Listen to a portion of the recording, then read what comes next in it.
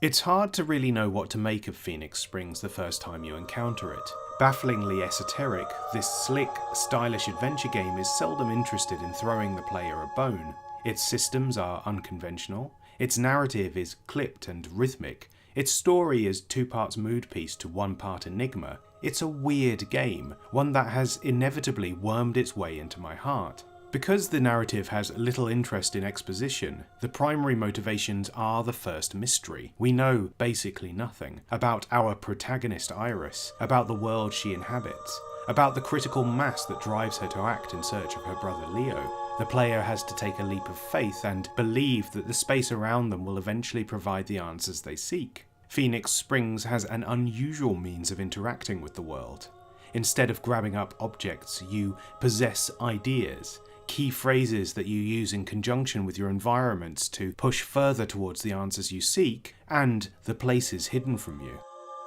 It's a remarkably clever system, one that's built upon a foundation of immutable rules. Names always refer to specific places and people. Concepts deliberately limit themselves within the scope of Iris's investigation. There's never any ambiguity as to what the terms in your growing library of ideas refer to, and yet, remarkably, the game still finds ways to tax the player's understanding of how to use them.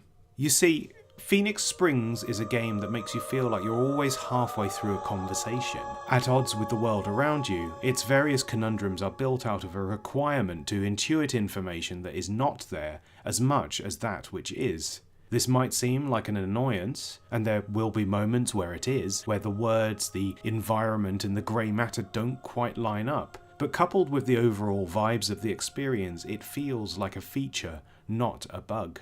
What makes Phoenix Springs truly tick, however, and why I think it elevates itself beyond the occasional frustration of its obfuscating elements, is that it's completely unafraid of the universe it has created for itself, one that luxuriates in dispossession, technology at odds with nature at odds with humanity, social rot brought to bow by what very much feels like the end of the world. All of this brought together by jaw-dropping art direction, a haunting audio landscape, and this fascinating writing style. Dialogue delivered by the protagonist is unusual, to say the least.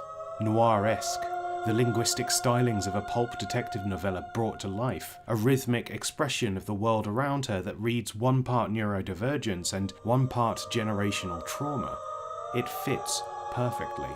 Phoenix Springs inevitably is a game defined by absence, not just in terms of the frugal delivery of information or the pared-back stylized writing, but as a holistic entity it feels meaningfully empty.